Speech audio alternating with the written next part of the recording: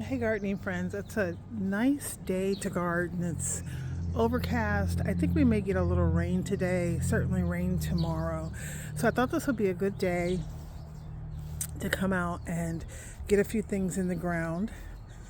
I've started hardening things off maybe in the last couple of weeks, where I'm about 2 weeks past my average last frost date, which is mid-April, and now we're at the end of April. So I feel pretty comfortable with getting a lot of things in the ground. We're 2 weeks past that date, and I did check the 10-day forecast, and no low temperatures or frost temperatures are expected in the next 10 to 15 days. So I did go ahead and I planted these snapdragons. These are cans snapdragons. And you can see they've already started to bloom. They started to bloom when they were still in their 6-pack tray. So got those into the ground, which was really nice. And then on this side, I started planting the Lobelia Crystal Palace. Unfortunately, the ones that I originally planted got hit by 2 nights of frost. Some of them look like they still have a little bit of green left, so I just cut them back and we'll see if they'll grow. Fortunately, I did have some left, and I went in and I popped a few new plants in the ground, so hopefully those will take. And I'm hopeful that some of the ones that were hit by the frost will make a comeback. But if not, I still have some left that I can plant out. This is a great time to really start to look at the garden and see how things are leafing out, if there are things that you need to move. But one of the things that I'm going to be planting is this little guy right here. This is a hyssop, and it's called Arizona Sandstone, and it only grows about 10 inches tall, 10 inches wide, and it is a perennial. I planted 3 of them right here earlier today, and I think that's going to be lovely because I have the back to the fuchsia. This I think is Roseanne hardy geranium, so that's purple, and then we have a little lavender monarda that's called Midnight Oil. So I thought this was a nice pop of color, so I planted 3 there. And I thought it would also be nice to repeat the color, so I had 2 more, and I'm going to plant them back here. And then when you look back, there's the ones that I've planted. And then I think it would be great to have that same pop of color right at the entrance of the gate.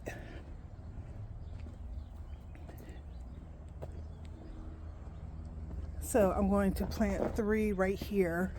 So as you come into the gate, you'll see 3 right here. And then there will be, I don't know if I can point them out. There's going to be 3 right about there. And then there's 3 just a little bit further down. So I thought that would be a nice pop of color. Most of this bed is lavenders and maybe some pinks, but mostly lavenders and purples. And I thought the little orange of the hyssop would be a nice pop of color. So I'm going to pop those in and see how they look.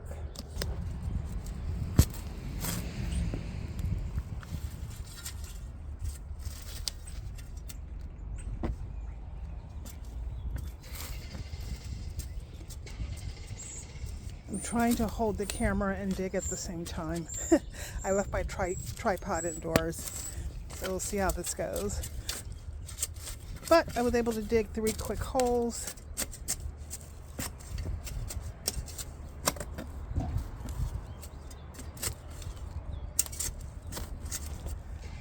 Normally when I plant new seedlings, I'll fertilize with the Espoma Biotone Starter Fertilizer, but I don't have any.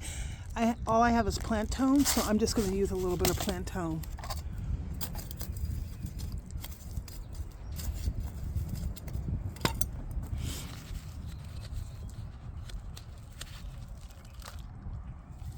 out.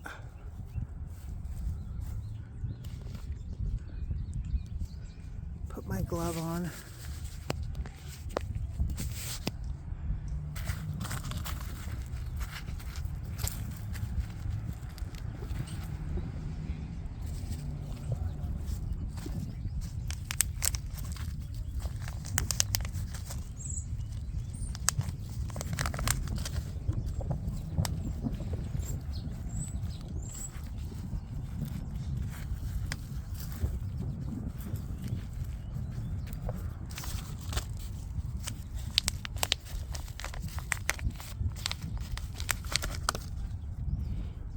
Boy, these have been in this pot, the 4-inch pot, for quite some time.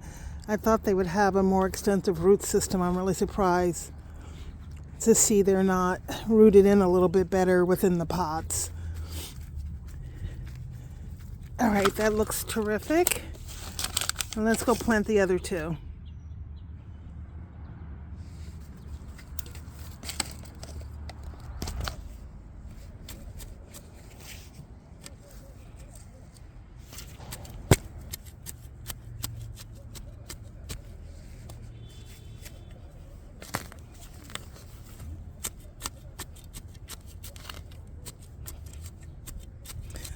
The soil in this area has never been amended. Last spring, I sheet mulched this area, put down a layer of compost or cardboard, and then covered it with this bag mulch.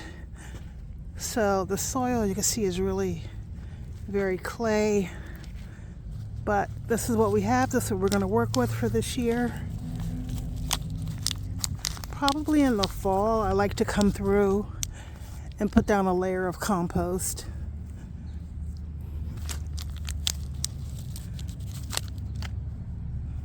Then we'll put this one here, and then we'll backfill.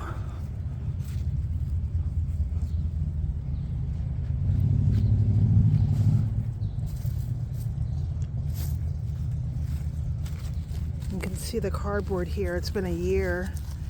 It hasn't fully broken down yet, so we'll just cover that back up.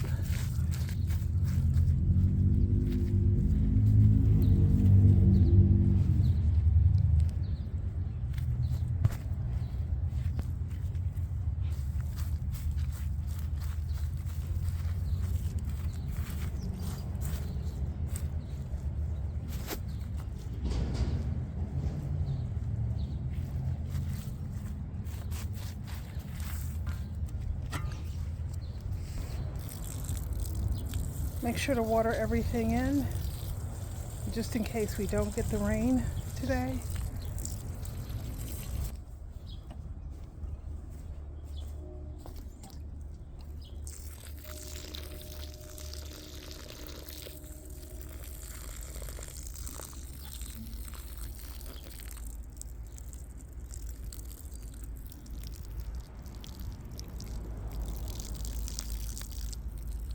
All right, let's take a look. Here we have the 3 that I planted right by the front gate.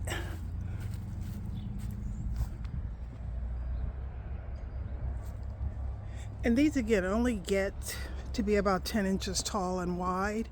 And then we see the next grouping just peeking out there. Looks terrific. And then I only had 2 more. I wish I had 3, but I only had 2. And I popped those right here.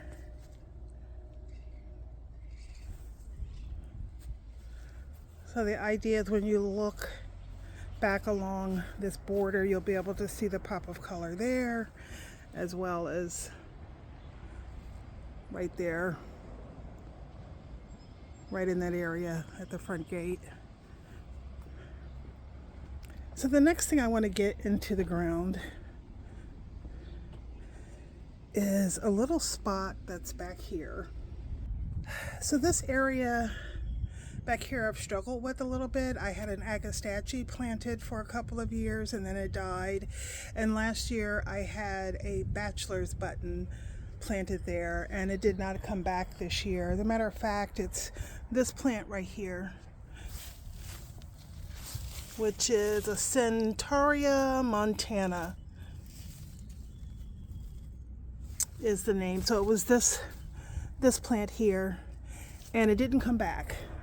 So I'm going to try something else there. I started some Edgeratum, Blue Horizon. I'm going to pop a couple of those back behind the irises and see how those do. So let's get those plants. So I have a few of them here. This one is already blooming, and so is this one. I'm going to take these two.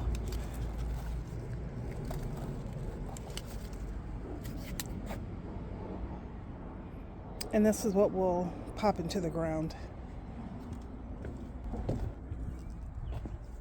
I wish I was able to get these planted a lot earlier. That way the irises wouldn't have been as large. Same thing with the peony. It's really gotten up in size. So I'll have to do my best.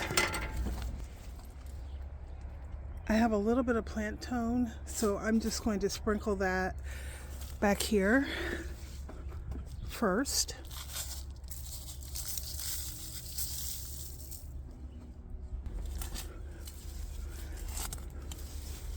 Let's see if we can get 2 small holes and just pop them in.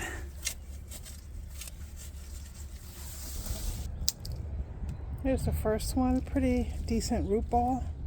So I'm just going to put the camera down and kind of plop these into the ground, into the 2 holes, and then water those in. Okay, so there they are. There's 1, and then 2, and I think that beautiful lavender is going to be a nice accent in this area. Get a close up.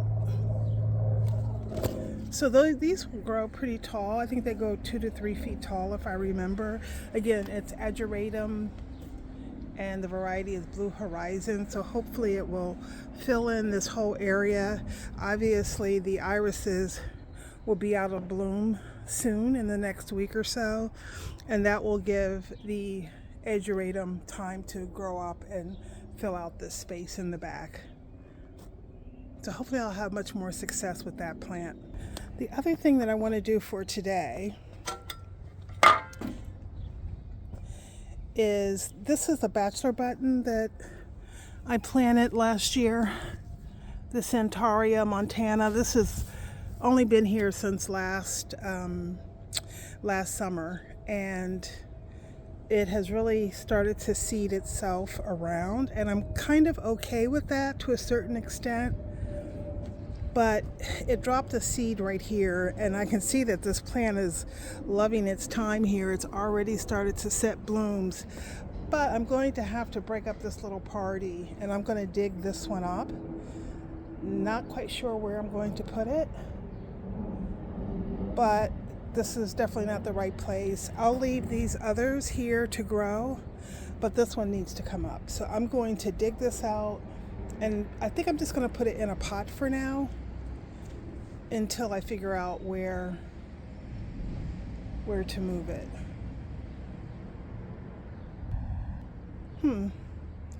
I may move it to the kidney bed, actually. I'm just a little afraid that it may be a bit of a bully, because this was a really small plant, and it's probably 6 or 7 times its original size. I can't believe how much it's grown. You know what, I'm going to dig this up, and I'm going to move it to the kidney bed, and if I don't like it there, then I'll dig it up and put it in a pot. But for right now, I'm going to leave it in ground and move it to the kidney bed. So let me get a pot and we'll dig this up.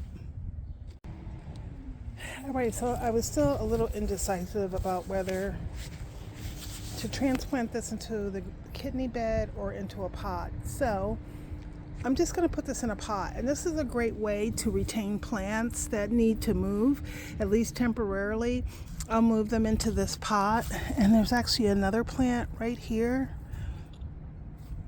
So actually there's 1, 2, 3.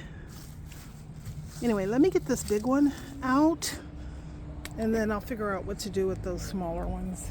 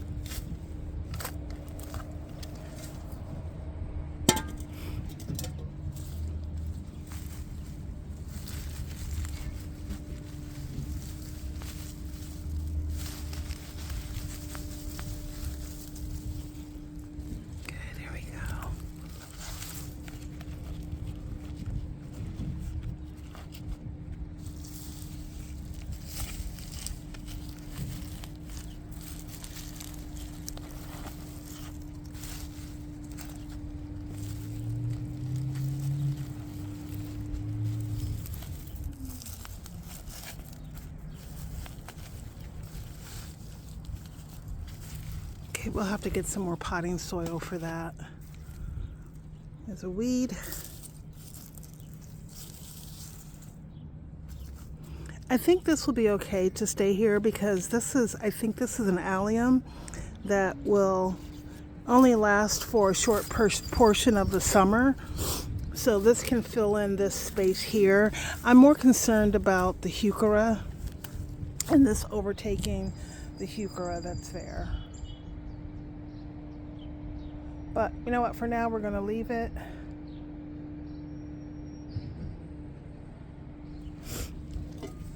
I don't know.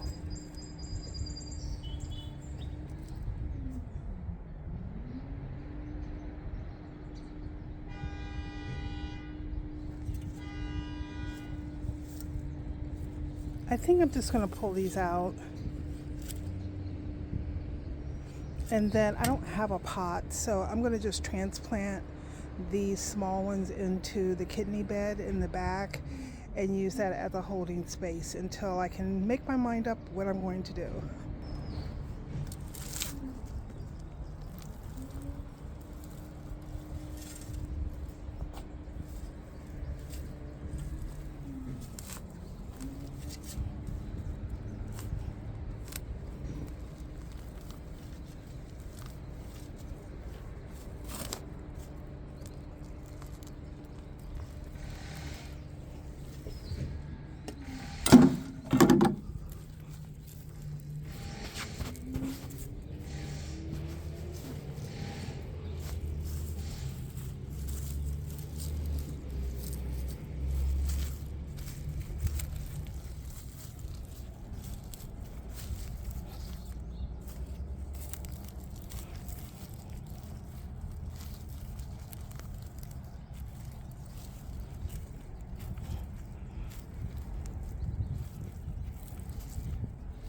Okay, there we go. So I'll take these out.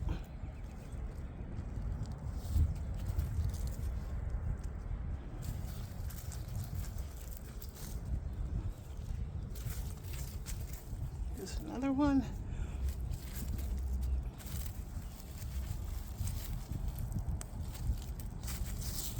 And this will give the heuchera a little bit of breathing room over here. I'm not sure about these. I think these may have to go as well, or at least maybe move over a little bit. Actually, that may be a good solution, is to move them over, because again, this will not be blooming all summer. That will just be something for the spring. So maybe I'll do that now. I'll just dig these out and move them over to the other side. Okay, it's the next day. I had to film this the next day because I lost the footage from yesterday. But essentially I was able to remove all the bachelor buttons that surrounded this heuchera. So I moved quite a few back here. So now there's just a large drift of this bachelor button starting there, and then it goes over to this area. The ones that I dug up, this is the big one that I potted up. It's still looking pretty sad, not happy with being dug up, but it's in that pot. And then the smaller pieces I stuck in the end of this window box planter. And in the rest of the window box, I have seedlings from Midnight Masquerade penstemon. So I'll allow these just to sit in this planter until I decide what to do with them. I'll probably eventually pot these up into individual pots, but this is just a nice holding place for them until I have enough pots to plant them up individually. Thanks for watching. Happy gardening.